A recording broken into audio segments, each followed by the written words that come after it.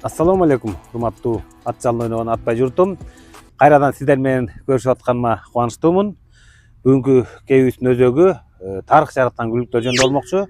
Мындан ары сиздерге анда санда болобу мүмкүнчүлүккө жараша тарых жараткан күлүктөр жөнүндө баяндама кылып турмакчыбыз.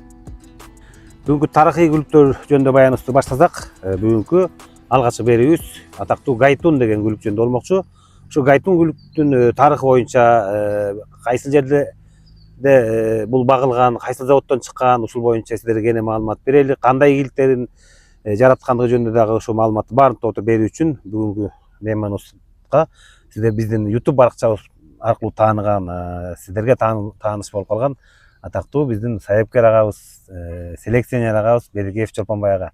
Чолпон аке, сизге бүгүнкү биздин көрүүчүлөргө ушу жаңы өңүттө келип отурабыз. Сиздин тааныштыруунун кажети жок, анткени биздин көрүүчүлөрдүн көбү билет, анткени сиз менен баарлашыбыз болгон. Эми бүгүн сиз өзүңүз жакшы билген Гайтун жөнүндө маегибиз болмокчу. Ушул Гайтун жөнүндө кепти баштасак. Гайтун деген күлүк эмне күлүк болгон, кайсы жылы, кайсы чарбада туулган күлүк бул жана анын ийгиликтери жөнүндө кепти баштайлы. Ошол Гайтундун алгачкы ата тегин, анан кайсы жерден жаралганы боюнча кеп кылсаңыз Чолпон аке. Жакшы болот, рахмат достук. Эми Гайтун 1973 жылы туулган жылкы бул. Бул Талас районундагы 110 жылкы заводдо туулган. Бунун атасы Гипки, энеси Анкета деп документинде жүрөт. Бирок Чорбай аксакалдын айтуусу боюнча булдун атасы Гипки эмес, Гагат деген 97-чи Луговойский конзаводдон келген чистокровный айгыр болгон экен. Ошо негизги чыныкы атасы Гагат экен да, Гагат деген айгыр. Анан бул эми Гайтундун тарыхы айтса абдан кызык да. Бул Чорбай аксакал жөнүндө да өткөндө айттым эле, Чорбай аксакалдын колунан чыккан да бул. Ошол жерде чарбада жылкыны жетектеп турган. Бул Гайтундун энеси жайындабы өлүп калып, анан бул жетим кулун болуп калыптыр да. Кайсы жыл ошондо? 73-жылда, 1973-жылы. Анан жетим кулунду Чорбай аксакал өзү багып чоңойтот. Анан күзүндө баягы заводдо баягы номер басат, андан кийин отбивка деп коет, кулундарды бөлөт да энесиненчи. Анан ошо бөлгөндө агесте 110 жылкы заводдун биздин Бишкек, азыркы Бишкек, анда Фрунзеде 2 трен отделение турган. Бирөөнүндө агесте Толстунов деген жок, Шинкарев беле же Толстунов иштейт, орус, бирөөнүндө болсо Ибраим Кожомкул иштеген да. Анан ошо Кожомкулга тийиптир бул Гайтунчу. Анан баягы жетим арык кулунду эч ким алгысы келбейт да. Анан ошо Чорбай аксакал болбой берген экен, ушудан чыгат депчи. Билген экен да. Анан кызыгы ошо Кожокең менен да мен иштешип калдым, ошо 110 заводдо, а киши да өзү да айтты. Анан ошо Гайтунду алып келип, анан кийин анда 20 тайдан бөлчү да ар бир отделенияга. Тандап алышат баягы мыкты жакшы тайларды ар бир эмеге, отделенияга. Анан келип ошо күзүндө бөлүнөт, ноябрь айында. Жашка чейин ошо сыртта эле жүрүптүр да, общийдечи, бул багылбаптыр деле, жакшы деникке деле киргизилбептир. Анан жазында Чорбай аксакал ушу бир келип калып, анан көрүп, анан ошо Кожомкулду урушуп, тилдеп, уру бергенге чейин алып, анан абдан ачууланып, "Эй, Кожомкул, сенин багыңды ушул ат ачат, ушул сенин багың ушуга байланган. Ушуну жакшылап бак, сенин багыңды ушул ачат" деп Кожокең раматылык өзү айтты да, биринчи Кудай, экинчи чөкем көзү ачыктыгы деп ошо. Анан ошо Гайтунду ошо 1 жаштан ашкандан кийин, 1 жаштан кийин деникке киргизип багып баштайт.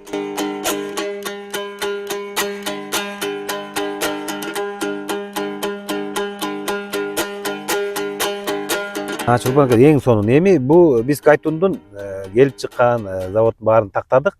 Эми бул кандай ийгиликтер менен ушундай бир тарыхый күлүк болуп калды Чолпон аке? Ушунун ийгиликтери жөнүндө кеп улайлы. Жакшы.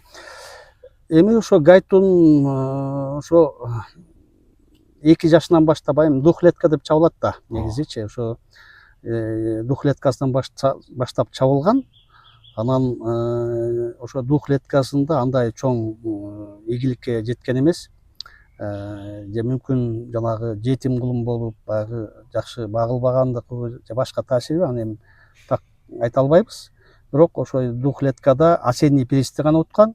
Анан двухлетканын эң чоң байгеси приз имени Калининда. Ошо Калинде 3 болгон. Анан кийин ошо 3 жашына келгенде бышты болуп 3 жашынан баштап бул чоң ийгиликтерди көрсөткөн да. 3 жашында негизи дээрлик бардык байгелерди уткан да. Анын ичинен эң чоң байге ошо Большой Фрунзенский дербини уткан, Большой Чолпан-Айтинский дербини уткан, 2 дербини уткан. Трехлетканын эң чоң байгеси дерби да. Ошо 2 дербини уткан. Анан бардык ошо агесте традиционный, нетрадиционный байгелердин бардыгын дээрлик уткан да. Кыргызстан боюнча. Кыргызстан боюнча да бул.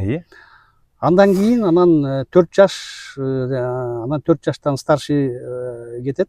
Ошо 4 жаш 77-78 жылдары анан бул союзга чыга баштаганда анан 4 жаштан баштап буга равный эч бир үгүлүк болгон эмес да. Союздун деңгээлинде. Жок, бул Кыргызстанда. Анан ошо берден деле тандалып анан союзга кеткен да. Союзга кеткен. Анан Гайтун 78-жылы бүткүл союздук 5 чоң байгеге катышкан да. Бүткүл союздук СССР боюнча чоң 5 чоң байгеге катышкан участник. Ошо 5 чоң байгенин 4-өөнүн жеңүүчүсү, бирөөндө Украинада приз мирада 2-нчи болуп калган. Ой баракалла. Анан эми берде ар кандай маселелер болгон. Эми баягы биз эми так билбейбиз, бирок ошо Гайтун ошо ага чейин 4 чоң байгени уткандан кийин таанымал болуп калган союзга. Анан кийин ошо акыркы приз мирага барганда эми буга бут тосуулар болуп, ошо баргандай версиялар айтылат. Буну 2-нчи чыгарып койгондо, негизи а жерден деле Гайтун 1-нчи чыкмак деп ошо баягы катышкандардын көбүнөн уктук да. Бирок ошо 4 чоң байгени утуш союздун деңгээлиндеги бул өтө чоң ийгилик, өтө чоң жетишкендик болгон. Кыргызстандын союзга дүңгүрөткөн да 5 байгени бул аябай чоң результат да. Ошо Ростов-на-Донунда чабылган, Краснодарский крайда чабылган, анан Украинада чабылып, ошо чоң 5 байгени утуп, анан ошол жылы жана выездный комиссия деп коет. Ошо выездный комиссиянын жыйынтыгы боюнча Вениктин катышуусунда ошо выездный комиссия Гайтунга чемпион СССР деген наамды берген. Ой баракалла. Бул кайсы жылы болуп калат ошондо? 1978-жылы. Анан ошол агестедагы мастерский норматив деген болгон да. Анан Ибраим Кожомкул тренер буга мастер тренер всесоюзный класстан берген. Аны чапкан чабандеш Жакей Кожомжаров мастер жакейди алган. Бул Кыргызстан үчүн ошол кездеги эң чоң ийгиликтердин бири болгон да. Анткени союзду утуп чемпион деген наамды алып келиш ал кезде дагы, азыр дагы андай деңгээлге чыгыш жөндөн жөн боло бербейт да. Берге эң биринчи ошол аттын мыктылыгы, саяпкердин мыктысы, жакейдин мыктылыгы баары кошулуп анан ушул ийгиликтерге жеткен да. Керемет ийгиликте, бул тарыхый сонун ийгилик. Анан Чолпон эке, ошол сиздин эзиңизде да бардыр. Ошол чабыштардагы минутасын дагы билгендей болдуңуз. Бул мындай союзга рекорд койгон эмес. Бирок Кыргызстандын ичинде республикалык деңгээлде значениедагы 3 рекорд бар да. Бул 2400 метрге рекорд койгон, 2 минут 44 секундка. 3200-тө 3 минут 40 секундта койгон. Анан 4000 метрди 4 минут 45 секундта койгон. Республикалык деңгээлдеги 3 рекорду болгон. Анан бунун рекордун ошо 4000 метрдеги рекордун мен билем. 84-жылы ошол 110-жылкы заводдун подарок дегени жаңырткан да. Ал 3:39 келип 6 секунд эрте келген да. Анан подароктун рекорду жаңылбай калды ошо Союз таркаганга чейин. Анан бул рекорд дагы аябай ар бир ат рекорд кое албайт да. Рекорд деген да буну да абдан учитывать эткен да. Анан Чолпон аке кайсы шаарларда чабылды, ошол жөнүндө айта кетсеңиз. Бул жана айтып өттүм жогото. Ростов-на-Донда чабылган, Ростовской областтагы Ростов-на-Донда, Краснодарскийде чабылган, анан Украинада так билбейм кайсы шаар экенин, ушул Украинада ошо Приз Мирада чабылганда, Украинада чабылган да. Рахмат Чолпон аке, биздин YouTube каналыбыздагы көрүүчүлөр үчүн, Instagram баракчабыздагы көрүүчүлөр үчүн абдан жакшы маалымат болуп атат деп ойлоймун. Чолпон аке, анан бул мына Гайтундун ушундай союздун деңгээлиндеги Россиянын небир ири чоң жылкы чарбаларынан чыккан күлүктөр менен беттештир. Украинада да небир заводдор болгон да, жылкы заводдор. Ошолордун күлүктөрү да катышкан чоң дүйнөлүк деңгээлде байгеде баарын уткан сонун ийгиктер бар экен Гайтундун. Анан бул сурооду бербей кетпесем болбойт. Биздин улуттук када салтыбыздын өзөгү болгон аламан чабышка дагы Кыргызстанда чабылгандыр да. Ооба, бул Гайтун ошо негизи 1979 жылы, 78 жылы Союздан жана чемпион деген наамды алып келгенден кийин 1979 жылда чабылган Аламан байгеге. Мунун тарыхын мындай тереңирээк айтсак, Талас районуна Кадырокун Базарбаев деген райком биринчи секретарь келген. Ал киши ушу жылкыны абдан сүйгөн киши экен. Ошо киши келип, анан жанагы чарбалардын баарынын жетекчилерине калпак кийгизип, орустарга чейин калпак киргизип, кыргыздын баягы немесин көтөрүп, кыргыз деген эшек минбейт, ат минет деп, ар бир жана жетекчилерге жакшы мингиле деп, ар бир чарбаларда күлүк чабасыңар деп, анан 7 ноябрь, анан 1 майларда традиционный аябай чоң область деңгээлде чоң байгелерди өткөзүп баштады да. Ошондо эң биринчи 1979 жылы болду да. Ошондо мен өзүм чабандес болуп жүргөм, мен өзүм катыштым. Анда анан ошондо 7 ноябрь болчу, күн суук, жер оор. Ошондо канизоттон 3-4 келди.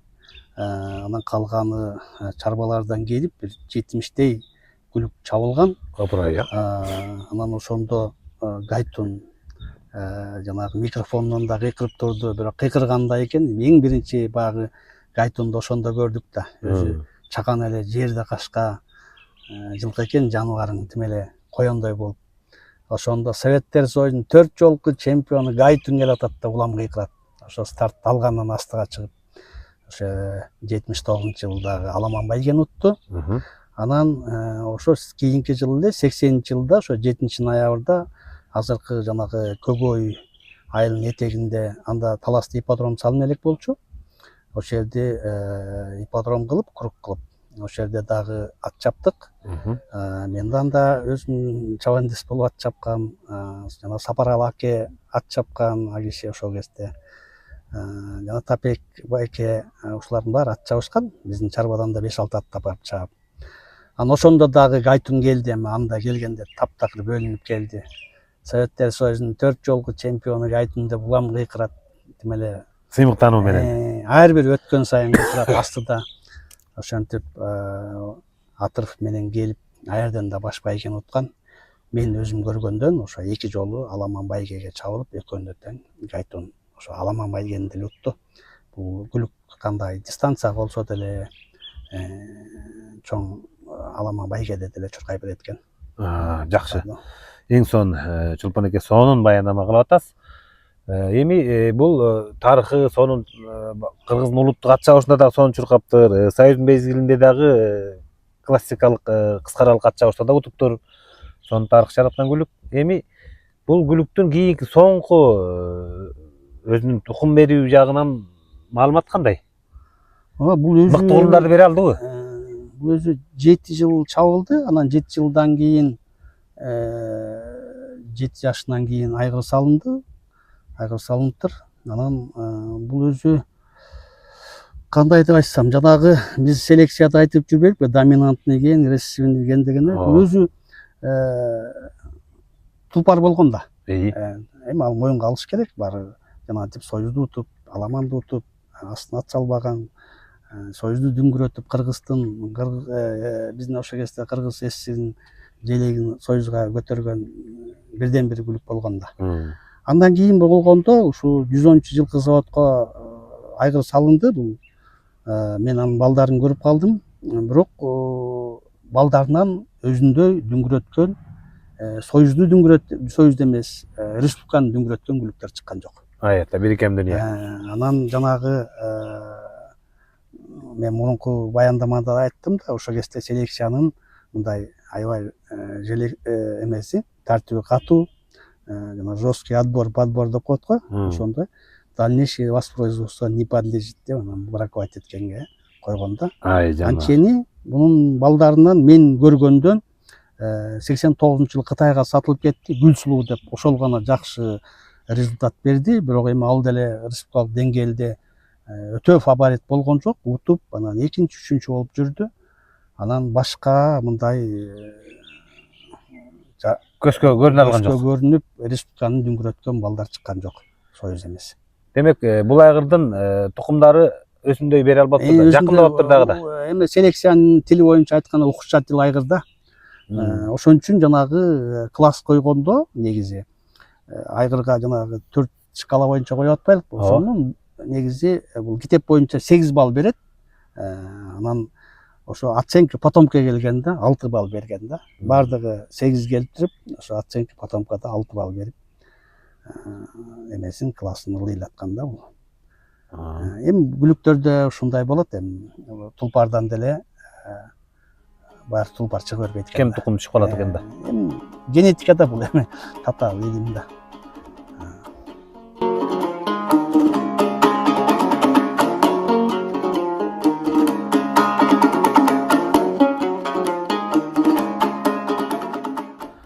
Чулпан аке, сизге өтө чоң рахмат.